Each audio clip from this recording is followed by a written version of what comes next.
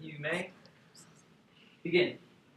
SeaWorld, where dreams come true. You love to visit this mysterious and magical place where you can explore the secrets of the ocean. Your favorite exhibit is the whales.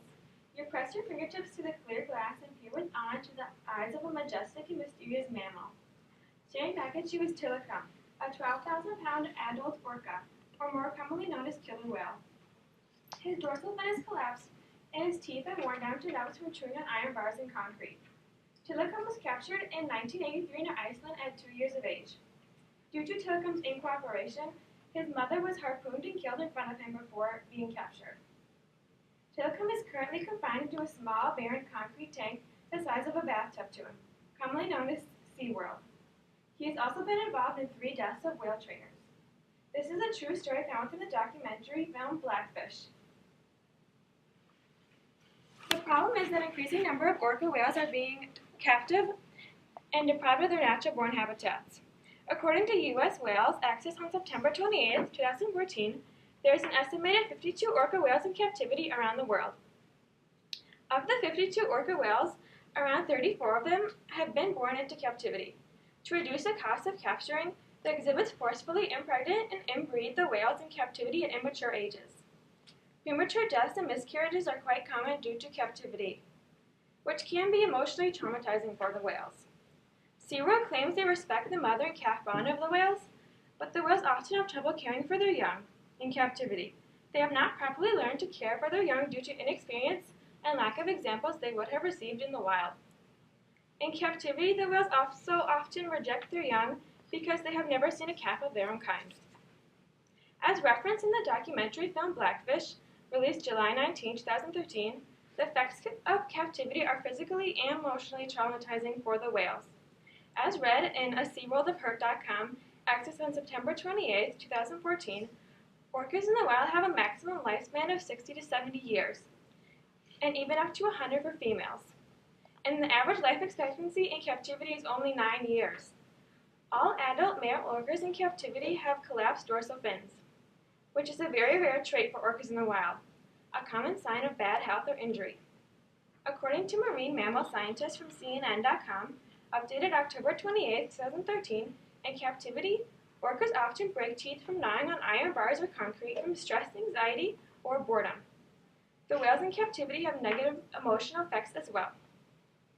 Orcas are highly social animals that live in family pods of up to 40 in the wild, which they are deprived of in captivity. As cited at orcanetwork.org, updated September 8, 2014, in the wild, each whale pod has different behaviors, values, and communication patterns specific to their own pod, indicating that each whale pod has its own dialect or language.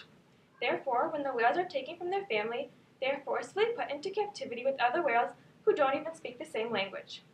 Out of frustration caused by years of confinement, isolation, and lack of stimulation, the whales have killed and attacked over 3 trainers and injured many others. While in the wild, there are 0 reports of orcas harming humans and are quite friendly and peaceful. We need to educate the public and ban captivity of all orca whales. This should be a law passed worldwide for every marine mammal park. OSHA, Occupational Safety and Health Administration, will need to bring this problem into light. In 2010, OSHA went to court with SeaWorld over the brutal death of trainer Dawn by the whales. The Occupational Safety and Health Act was put into place, meaning that the park trainers were not allowed to interact with the whales during performances. OSHA continues to work at putting SeaWorld's orca captivity to an end, but they need help. The federal government must issue a law with severe consequence of 30 years jail time. Many people are unaware of the current issue of whale captivity. We need to also educate the public of the current problem at hand. Through posters, campaigns, and organizations, we can help OSHA reach their goal. If this law was passed, the outcomes would have drastic changes for the better. The orca whales would finally be able to live peacefully. They would be able to swim freely with their natural-born pods. They would no longer live in isolation, stress, and boredom. They would no longer show abnormal aggressive behaviors toward one another either. In the wild, orca calves would be able to stay in the same pods as their parents for life, unlike in SeaWorld where they are often separated. People would forever view orcas in a more different and positive way. People would be able to see SeaWorld's orca captivity for what it really is, a glorified bathtub reducing these highly intelligent creatures to circus animals. We would be able to educate children on the peaceful lives and natural behaviors these whales lead in the wild, instead of sugar-coated misinformation given by SeaWorld from false scientists and unhappy sick whales. There is strength in numbers, and together we can make a difference. Take the pledge not to buy a ticket to marine mammal parks with captive whales by visiting the Orca Project website. Contact your congressman and tell them not to support marine mammal captivity. Knowledge is power. Watch the movie critics are calling a mesmerizing psychological thriller called Blackfish, exposing what goes on behind the curtains of SeaWorld. Contact SeaWorld today by emailing, Facebook messaging, writing, or calling.